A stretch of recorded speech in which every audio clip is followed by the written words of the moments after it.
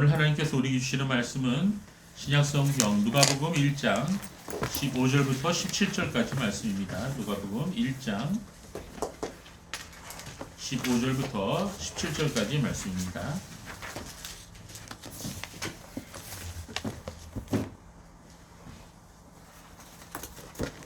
하나님 말씀을 들으시기 바랍니다. 같이 한 목소리로 같이 읽죠. 시작. 그가 주님 앞에서 큰 인물이 될 것이며 포도주나 독한 술을 결코 마시지 않을 것이고 어머니 뱃속으로부터 성령으로 충만할 것이다. 그는 이스라엘의 많은 자손들을 그들의 주 하나님께로 돌아오게 할 것이다. 그가 또 엘리야의 영과 능력으로 주님보다 앞서가서 아브라함의 마음을 자녀들에게 돌아오게 하고 불순종하는 자들의 의인의 죄로 돌아오게 하여 백성들이 주님을 맞이할 재미를 하게 할 것이다. 아멘.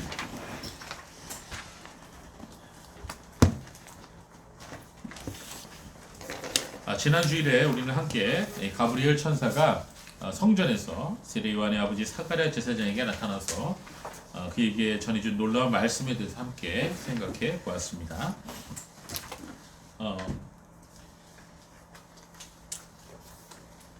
하나님께서는 이 사가랴 부부의 간구를 들어주셨어요. 그래서 그 기도 응답으로 아들을 주시겠다고 말씀하셨죠. 그리고 그 아들이 태어남으로 말미암아 이 사가랴 부부뿐 아니라 많은 사람들이 기뻐할 것이다. 이렇게 말씀하셨습니다. 누가는 복음서와 사도행전에서 이 기쁨이라는 단어를 아주 많이 사용했는데요. 그 기쁨을 말할 때는 항상 구원이라고 하는 것과 밀접하게 연결해서 말하곤 했습니다. 예를 들어서 이 누가복음 15장 하나를 우리가 보면은 거기에 이제 세 가지 비유가 나오죠. 첫 번째는 잃은 양의 비유. 100마리 양 중에서 한 마리 양이 잃어버렸는데 그 한 마리 양을 찾죠. 그리고 두 번째는 잃은 드라크마의 비유. 10드라크마 중에 동전이죠. 한 드라크마를 잃어버렸어요. 집 안에서 잃어버렸어요. 이거를 결국은 찾아내죠. 그리고 세 번째가 바로 잃은 아들의 비유입니다. 다른 말로 하면 탕자의 비유라고도 하죠. 이렇게 세 가지 비유가 누가복음 15장에 나와 있습니다. 근데 이 세 가지 비유가 다 어떤 내용이냐? 잃어버린 것을 다시 찾게 되어서 기뻐하고 즐거워하는 그런 경우의 비유인 것입니다. 이것은 곧 잃어버린 영혼을 찾았다는 그런 의미의 비유인 것입니다. 예수께서 그래서 이 비유들을 말씀하시면서 그 비유들 마지막에 각각 다음과 같은 말씀으로 결론을 맺으시죠. 여러분에게 나눠드린 성경 본문 누가복음 15장 7절 한번 같이 읽어보겠습니다. 시작. 내가 너희에게 말하노니 이와 같이 하늘에서는 회개할 필요가 없는 의인 99에게서보다 회개하는 죄인 하나에게서 기쁨이 더 있을 것이다.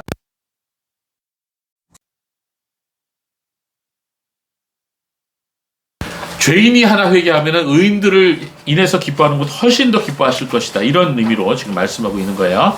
자, 그리고 나서 또 두 번째 비유를 말씀하시고 누가복음 15장 10절에 우리 같이 읽어볼까요? 시작.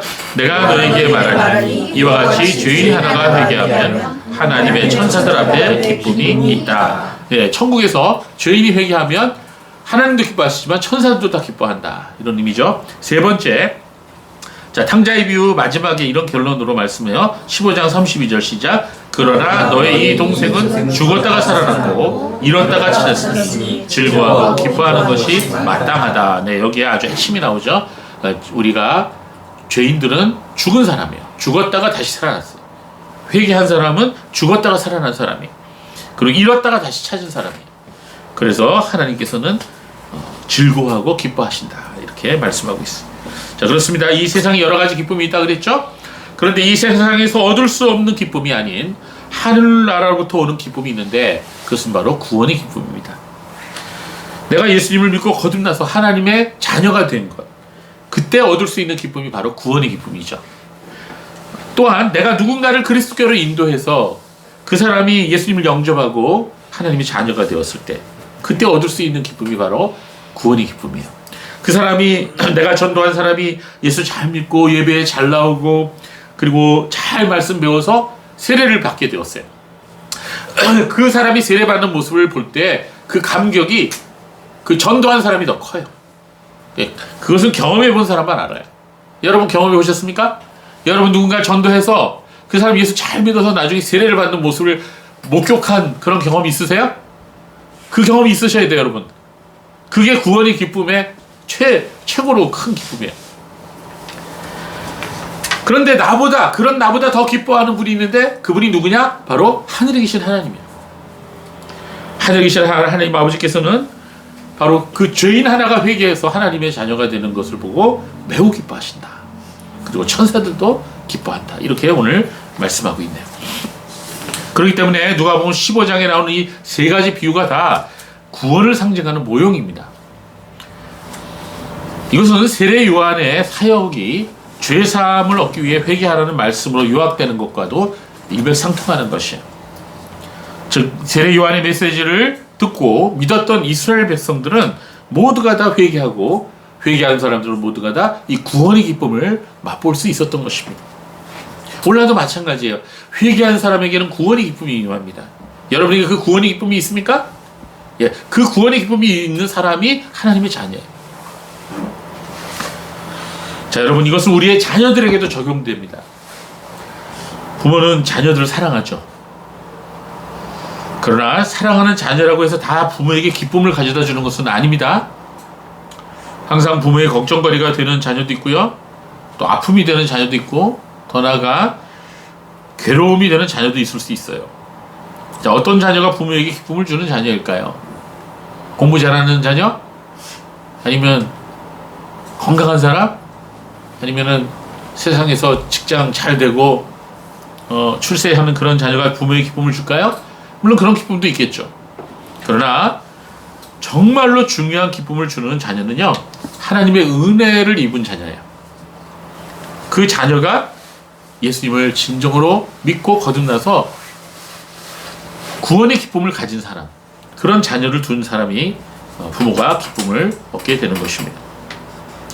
그래서 오늘 이 세례 요한의 아버지인 사가랴에게 천사는 이렇게 말했죠. 너도 기뻐하고 즐거워할 것이요 많은 사람도 그의 남을 기뻐하리니.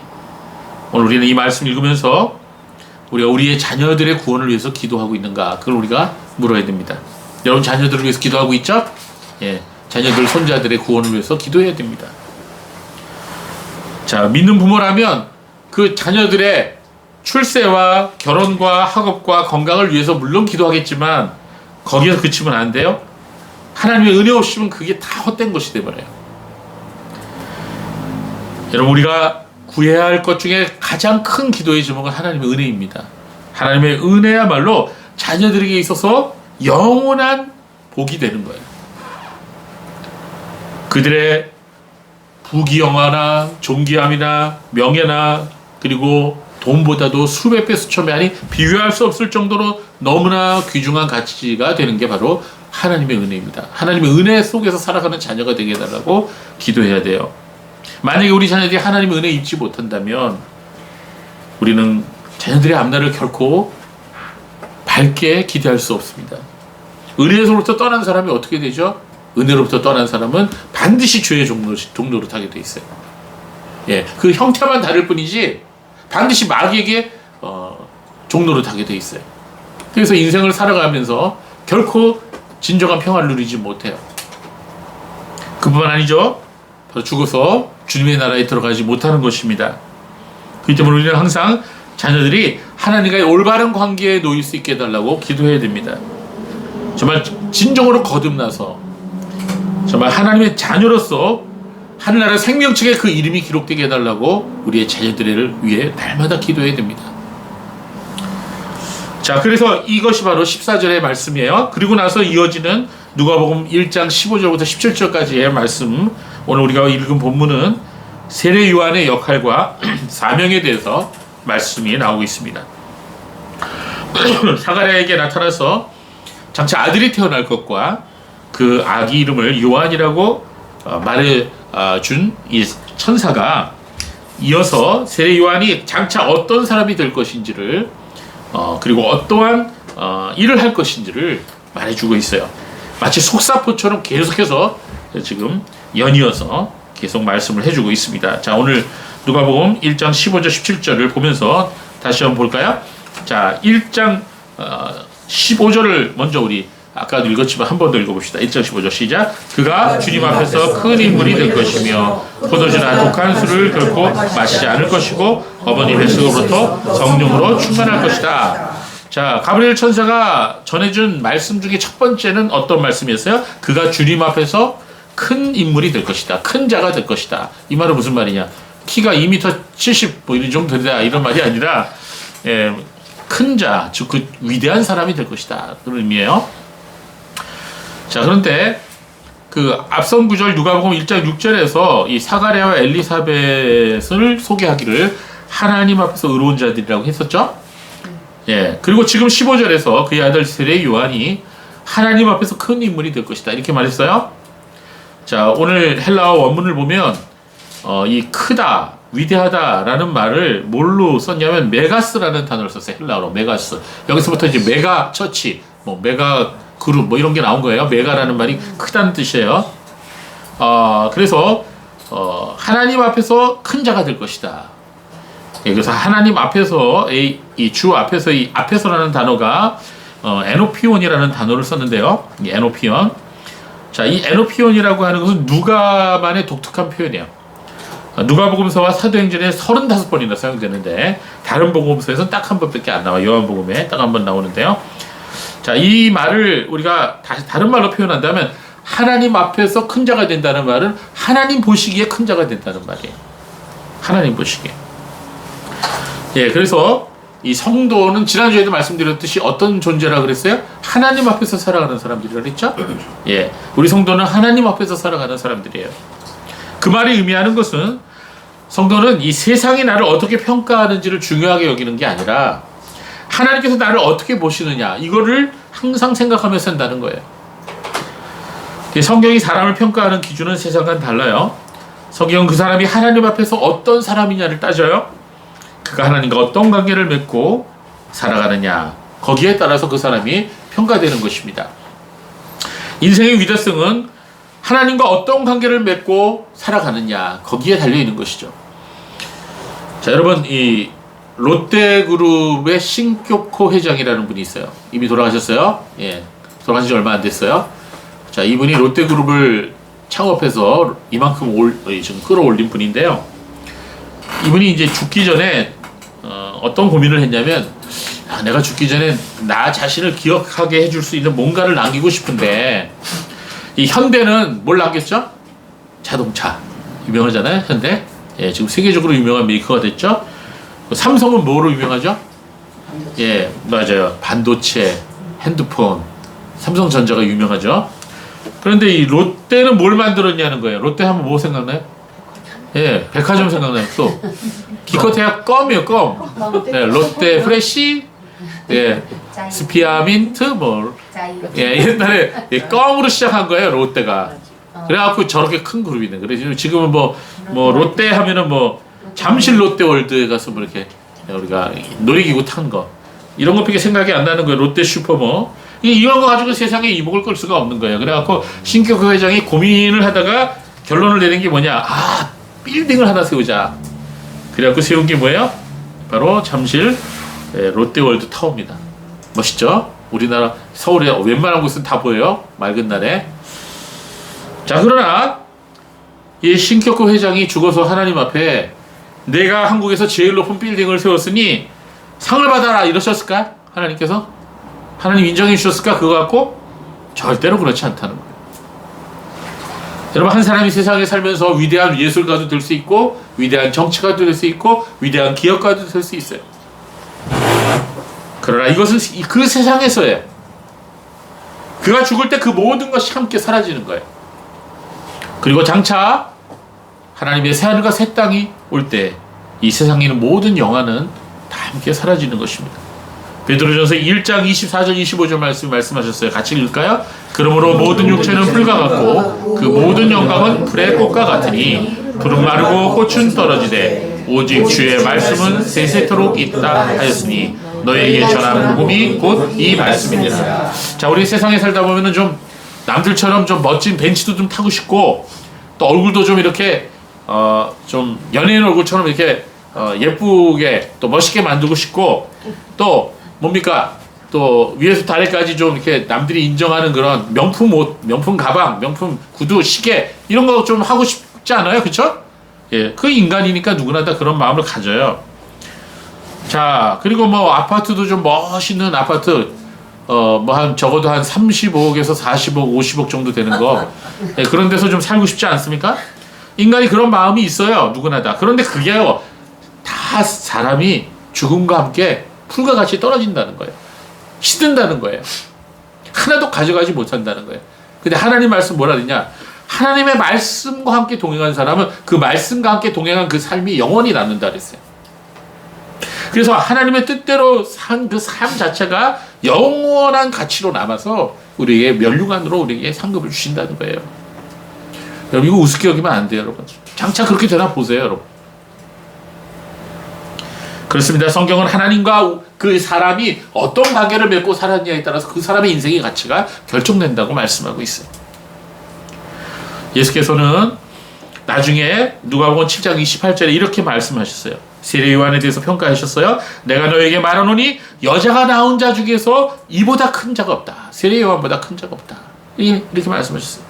세례 요한은 굉장한 큰 평가를 받은 거죠. 하나님 거로부터. 오늘 본문에 그는 주 앞에서 큰 인물이 될 것이다. 크게 될 것이다. 이렇게 말씀하고 있습니다. 세상의 기준이 아닌 바로 하나님 앞에서 하나님 눈으로 보기에 큰 인물이 될 것이다. 이렇게 말씀하고 있는 것입니다.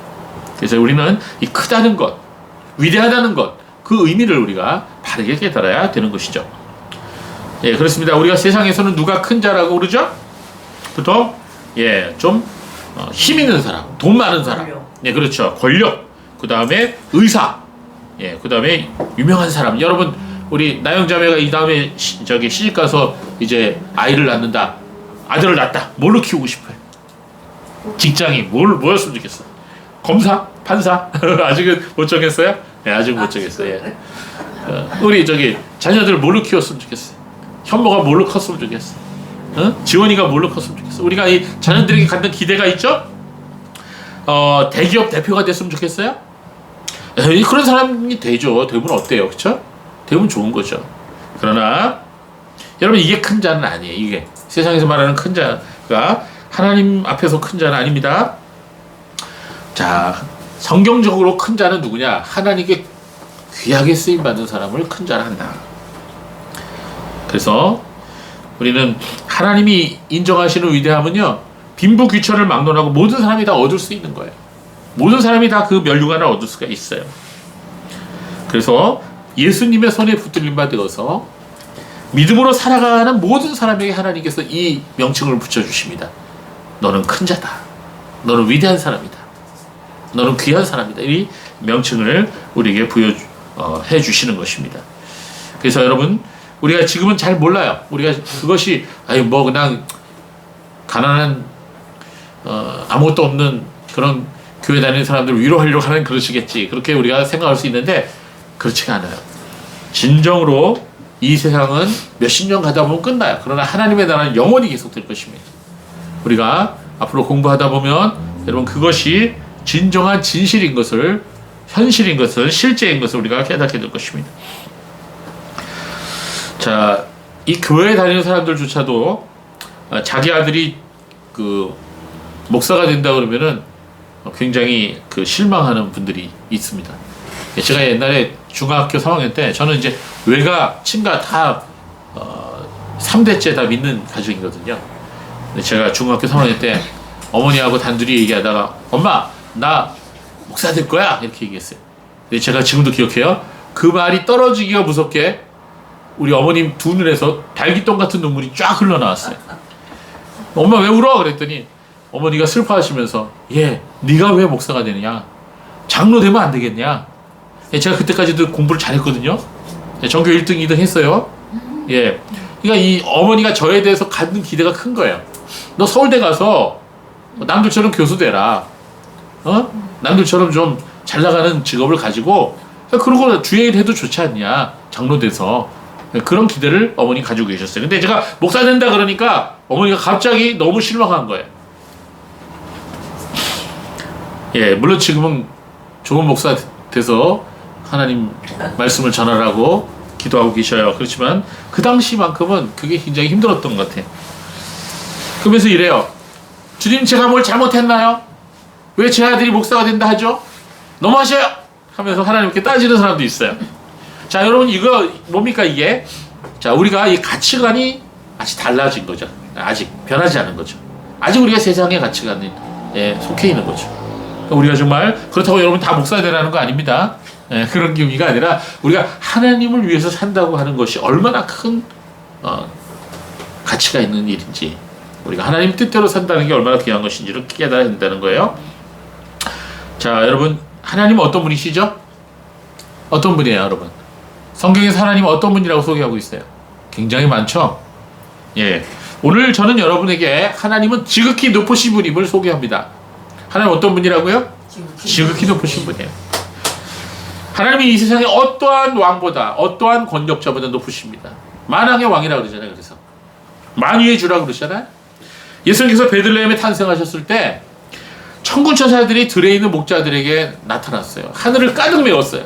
그 천군 천사들이 소리 높여서 하나님께 놀라운 찬송을 올려드렸는데요.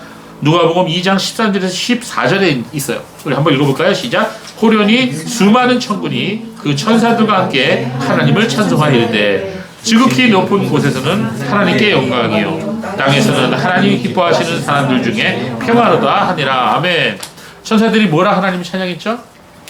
예, 지극히 높은 곳에 계시는 하나님이라 그랬어요. 지극히 높은 곳에 계시는 하나님께 영광 그랬어요.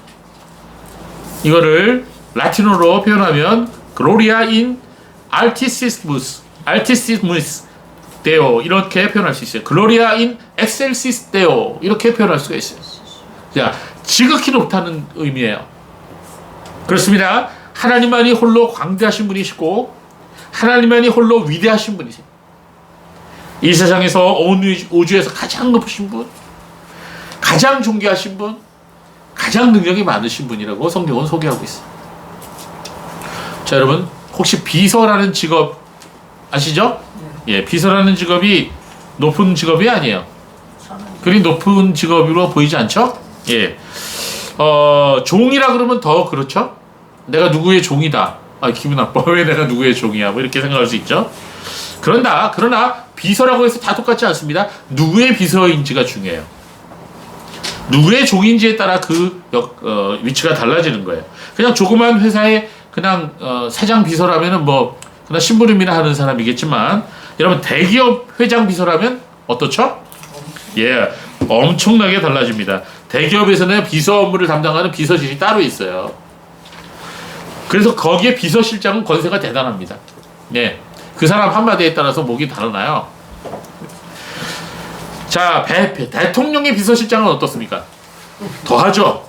예, 아주 끝발 있죠. 막강한 힘이 있습니다. 옛날에 이 삼성의 이건희 회장의 아버지가 이병철 씨인데, 이 이병철 씨의 차를 모는 전속 운전사는요, 자기의 운전기사가 따로 있었어요.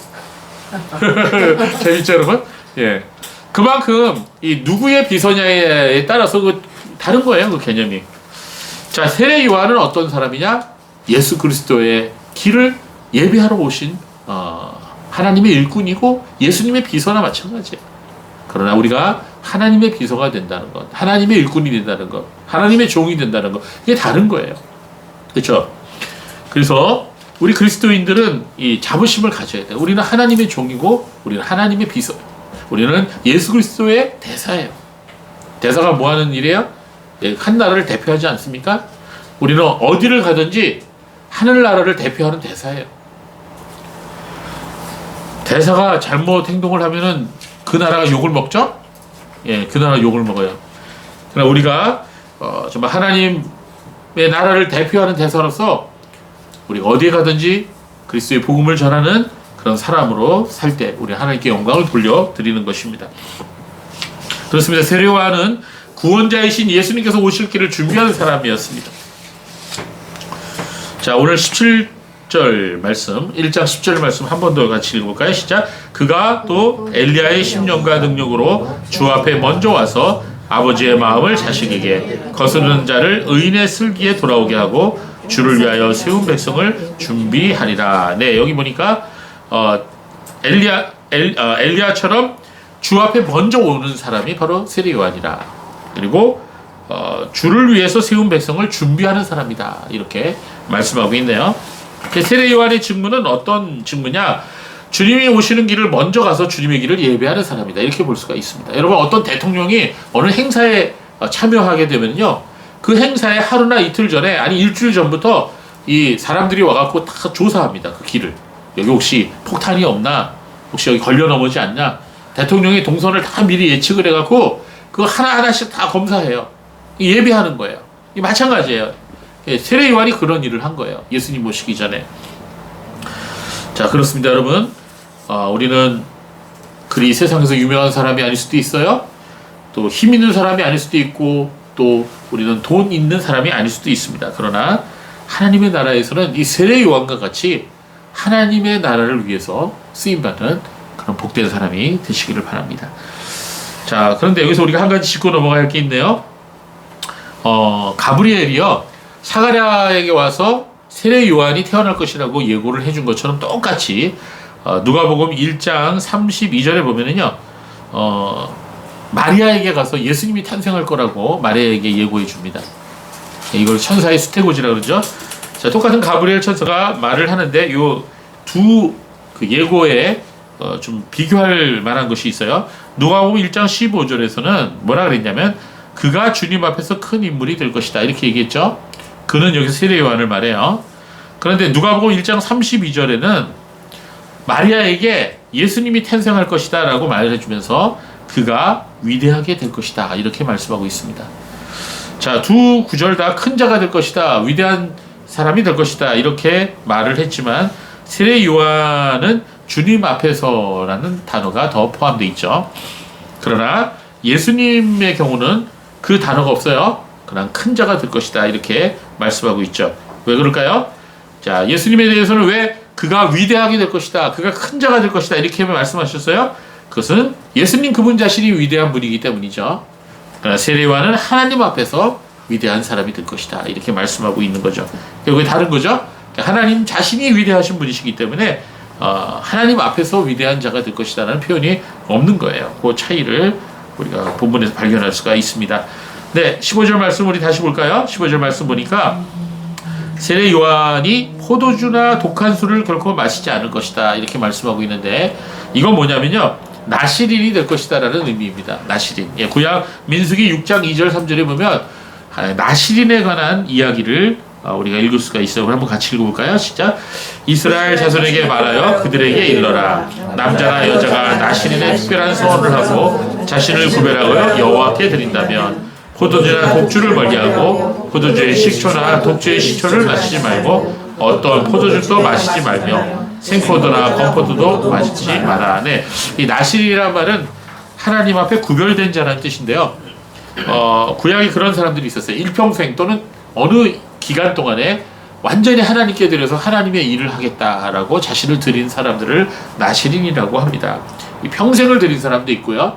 또 어떤 기간 동안 하나님 앞에 헌신된 사람도 있습니다. 자, 평생을 나시린으로 드렸던 사람은 삼손 같은 사람이죠. 그러나 삶은 그렇게 살지 못했죠. 그 다음에 사무엘 같은 분은 평생 그렇게 살았죠. 그리고 오늘 이 본문에 나오는 세례 요한이 그런 사람이에요. 평생 나시린으로 자신을 드렸습니다. 근데 나시린이 하지 말아야 할 게 세 가지가 있어요. 여기. 첫 번째는 포도나무에서 나는 어떠한 소산물도 먹으면 안 돼요. 포도나무에서 나는. 그 다음 두 번째, 시체를 가까이 하지 말고, 세 번째는 서원 기간 동안 머리털을 깎지 마라, 이발하지 말라는 얘기예요.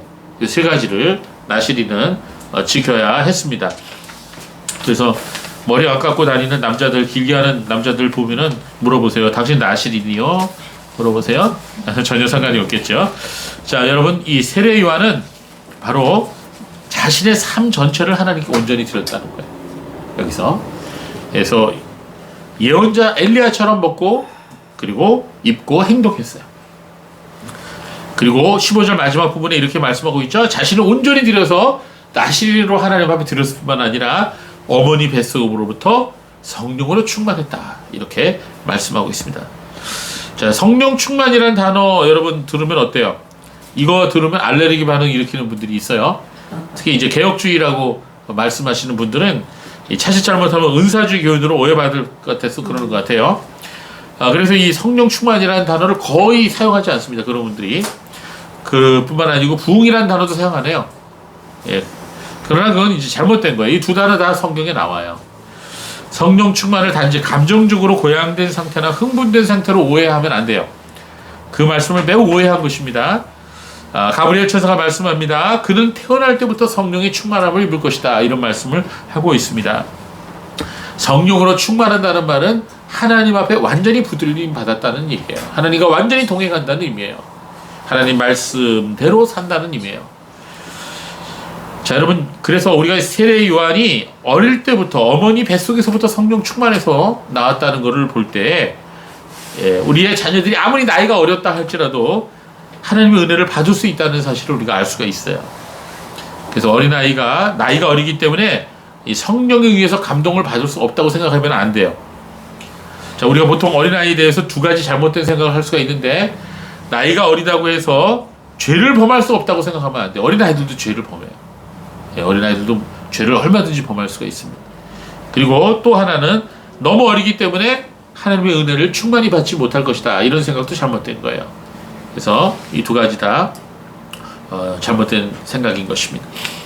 자, 그리고 이 성령 충만이 왜 중요하냐면 이 성령으로 충만한 사람이 있어야, 그 교회에 성령 충만한 분들이 있어야 그 교회가 생명적인 교회가 될 수가 있어요.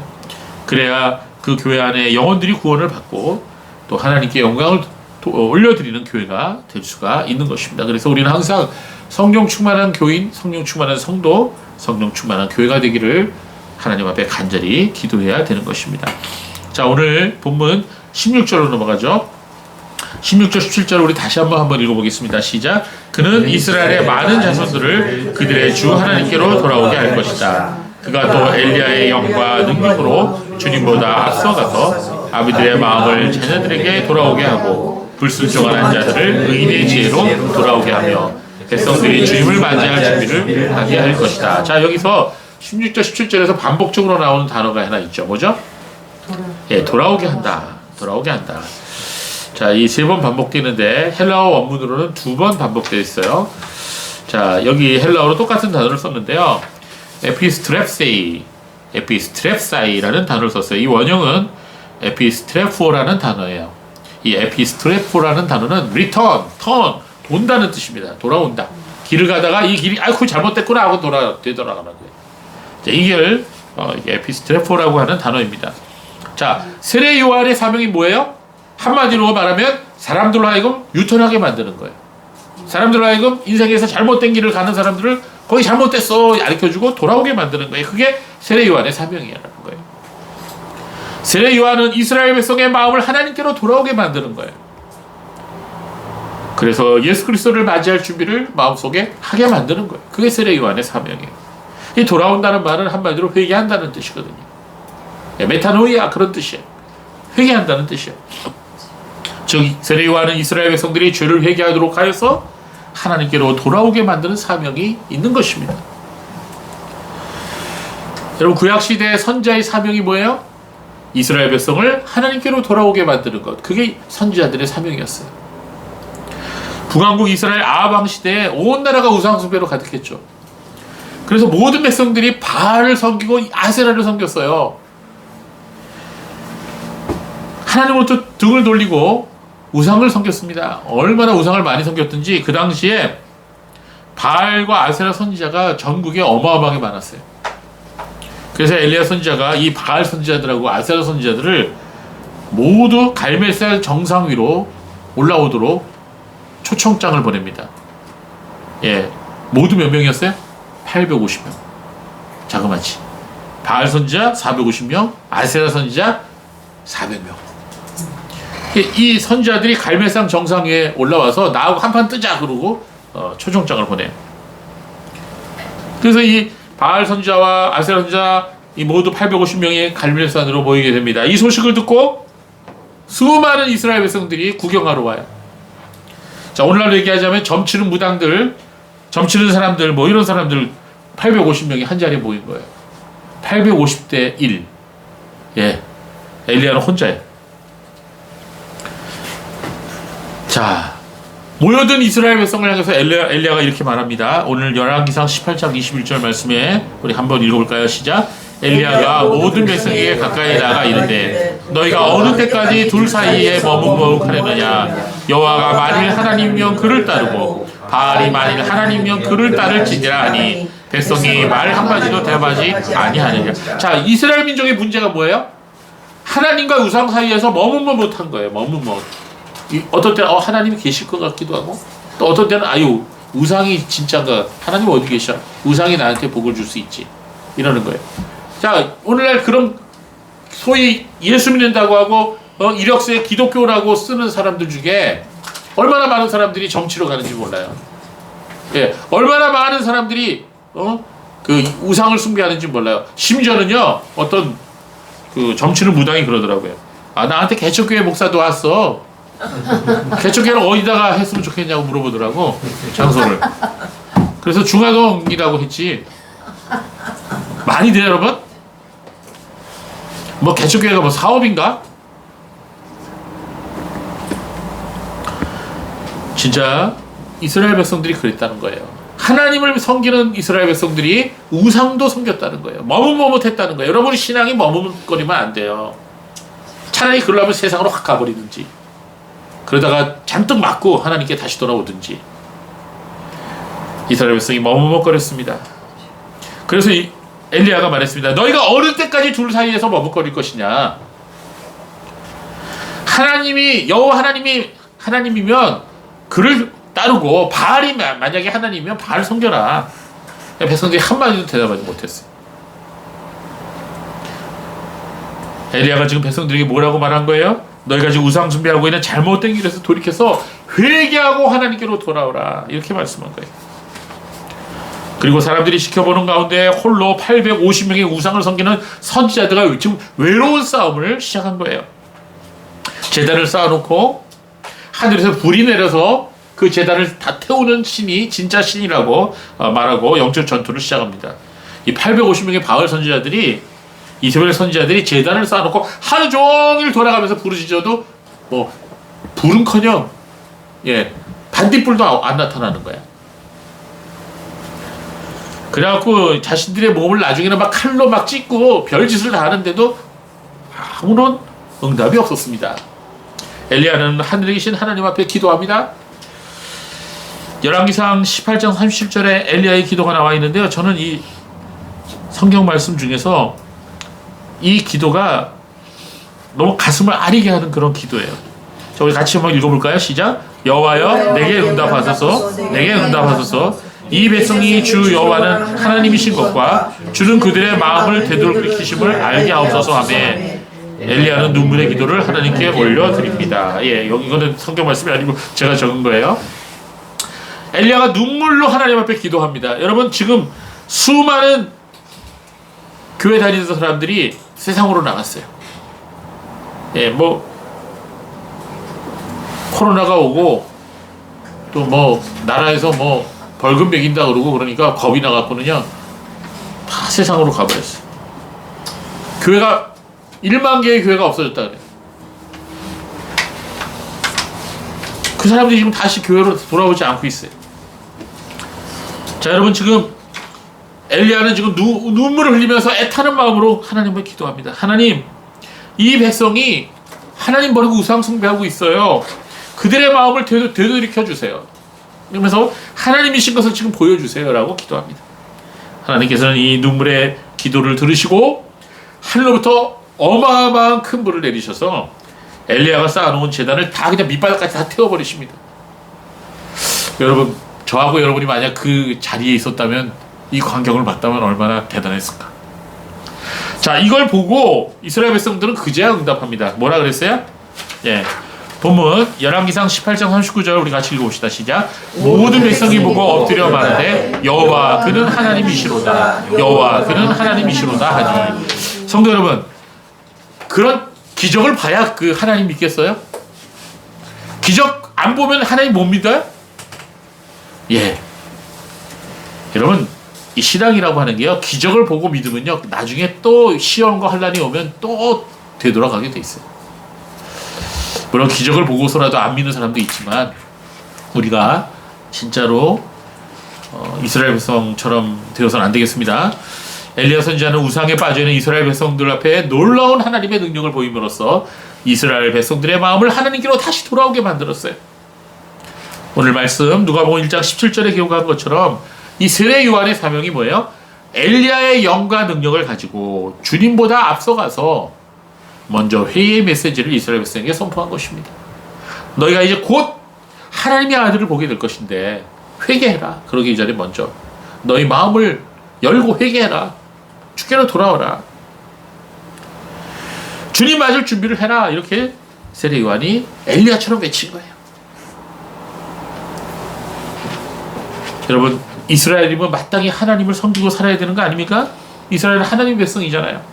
그런데 지금 이스라엘 백성들이 하나님부터 멀리 떨어져 있는 상태예요. 하나님께로 다시 되돌아가야 할 그런 상태인 것입니다. 이건 비정상적인 거죠? 여러분, 당시 이스라엘 백성이 성전에서 제사가 드려지고 있었어요. 제사장들이 있었어요. 그러나 겉으로는 하나님을 섬긴다 하지만 그들의 마음은 하나님부터 멀어져 있었습니다. 하나님을 섬긴다 하면서도 실제로는 자신들의 욕망에 쩌들어서 욕망을 쫓아가는 그런 삶을 살아가고 있었어요. 오늘날 우리 한국교회 상황이 마치 그 당시와 비슷하지 않은지 한번 생각해 봐야 됩니다. 교회의 숫자들은 많아요. 많은 교인들이 교회에 다니고 있지만 아시아의 그 어떤 나라보다도 교회의 숫자가 많고 교인들의 숫자는 많지만 정작 하나님 앞에 바르게 살아가는 사람이 얼마나 될까? 예배는 항상 드려지고 있고 기도도 하는 사람들이 많이 있지만 하나님을 향하여 바른 예배 드리고 있는 사람이 얼마나 될까? 하나님을 향하여 기도는 하지만 정작 그 기도를 들으시는 하나님을 잊어버리고 살아가고 있는 것이 바로 이 한국교회의 문제가 아닙니까? 예배 드리는 사람은 많지만 삶 속에서 하나님의 뜻대로 살아가는 사람들은 정말 찾아보기 힘든 그런 현실. 그게 바로 오늘 한국교회의 문제가 아닌가 생각해 봅니다. 네, 그렇습니다. 예배도 드리고 기도도 드리지만 다시 의식에 치우쳐 있을 뿐 하나님 말씀을 등 뒤로 던져버리고 삶 속에서는 온갖 탐욕과 이기심과 우상숭배로 가득 찬 삶을 매일매일 살아가고 있는 그런 현실, 이런 현실 속에 우리는 다시 한번 엘리야처럼 또 이 세례 요한처럼 우리가 다시 한번 회개하고 돌아오라는 주의 말씀을 들어야 할 것입니다. 교회 안에서도 하나님 말씀 바르게 전하지 아니하고 수많은 사람들이 온갖 인문학과 자유주의 신학과 이방 종교의 사상을 가미해서 변질된 복음, 다른 복음을 전하고 있는 그런 교회들이 얼마나 많은지 몰라요. 이제는 세상을 향해서 복음을 전해야 함과 동시에 교회 안에서도 복음을 전해야 되는 그런 상황이 되어버렸습니다. 우리는 그래서 우리가 믿고 있는 이 믿음이 바른 믿음인지를 항상 점검해 봐야 되는 겁니다. 자, 세례 요한은 그러한 일을 한 거예요. 하나님께로 돌아오게 만드는 일을 한 거예요. 그런데 어떻게 그 사명을 감당했어요? 오늘 본문을 보니까 엘리야의 영과 능력으로 그 사명을 감당했다라고 말씀하고 있어요. 엘리야의 영과 능력. 자, 여기서 엘리야의 영이라고 번역된 헬라어 단어가 푸뉴마예요. 푸뉴마. 이 푸뉴마는 이 영이라는 뜻도 되고 또는 어떤 애정, 감정, 영향력 그런 뜻도 됩니다. 영혼 이런 뜻으로 많이 번역이 돼요. 자, 엘리야는 이 우상 숭배에 빠진 이스라엘 백성을 향해서 하나님의 마음을 가지고 나아갔던 거예요. 자, 엘리야의 능력이라고 번역된 단어는 헬라어로 듀나미스예요. 듀나미스. 여기서 나온 단어가 뭐예요? 다이너마이트예요. 펑 터지는 거. 능력이죠, 능력. 이 듀나미스를 가지고 이 푸뉴마와 듀나미스, 즉 엘리야가 그 마음을 가지고 정말 하나님 앞에 눈물로 기도하고 이스라엘 백성 앞에서 놀라운 능력을 보여준 것처럼 그 엘리야의 마음과 엘리야의 능력을 가지고 세례 요한이 하나님의 말씀을 전했다는 거예요. 성령의 능력에 사로잡혀 하나님 말씀을 전했다는 거예요. 그저 그냥 감정적인 충동에 의해서가 아니고 성령의 충만함을 받아 하나님의 일을 했다는 것입니다. 자, 엘리야가 아합 왕이 여러 번 죽이려고 했는데 군사를 여러 번 보냈지만 담대하게 하나님 말씀 끝까지 전했죠. 어떤 권력 앞에서도 굴하지 않고 담대하게 하나님의 말씀을 전할 수 있는 것은 하나님의 능력이 없이는 불가능해요. 세상 권력 배후에는 누가 있어요? 사단이 있어요. 그래서 우리의 힘만으로는 그 싸울 수 없어요. 오늘날에도 우리의 힘만을 가지고는 절대로 하나님의 일을 할 수 없어요. 사람이 변화되는 것도 성령께서 하셔야만 가능해요. 사회가 변화되는 것도 성령께서 하셔야 가능해요. 우리의 힘만으로는 할 수가 없는 거예요. 우리 개인도 마찬가지예요. 우리 개인도 죄를 이기고 하나님 말씀대로 살아갈 수 있는 것이 성령의 능력이 있을 때 가능한 거예요. 예배드리는 자리에 앉아있기는 앉아있는데도 죽은 생선 누난처럼 아무런 생각 없이 앉아있던 사람들이 나 같은 죄인 살리신 주님의 은혜 놀라워라고 감격하여 찬송 드릴 수 있는 그런 성도로 변화시키는 것은 바로 성령의 능력이에요. 성령이 그 마음속에 역사해 주실 때만 가능한 거예요. 그렇습니다. 성령으로 충만하여 산다는 것은 성령께서 내 삶의 주관자가 되신다는 것을 말하는 거예요. 그래서 하나님께 우리는 이 마지막 때 지금 얼마나 혼란합니까? 우리가 살고 있는 이 세상이 얼마나 혼란해요. 얼마나 유혹이 많아요. 얼마나 가치관이 혼미합니까? 지금 가치관이라는 게 있어요? 너무너무 어지러운 때입니다. 이럴 때 우리가 성령으로 충만해야 됩니다. 하나님 앞에 성령 충만한 내 자신이 되기를, 우리 교회가 되기를 기도해야 됩니다. 그리고 기도하면서 성령께서 일하시기를 기다려야 되는 것입니다. 오늘도 하나님께서는 엘리야의 영과 능력으로 기도하고 하나님의 역사하심을 기다리고 있는 그런 성도, 그런 교회를 찾으십니다. 많은 교회가 맛을 잃어버리고 빛을 잃어버렸습니다. 그러나 이럴 때일수록 하나님은 기도하는 성도를 찾으십니다. 기도하는 교회를 찾으십니다. 성도 여러분, 우리 그리스도의 교회가 기도하는 교회가 됩시다. 이 마지막 때에 엘리야의 영과 능력을 베풀어 달라고 간절히 기도하면서 하나님의 뜻을 구하는 그런 성도가 됩시다. 그럴 때 하나님께서 우리를 통해 수많은 사람들의 영혼을 하나님께로 돌아오게 만드는 역사를 이루실 줄로 믿습니다. 기도하겠습니다.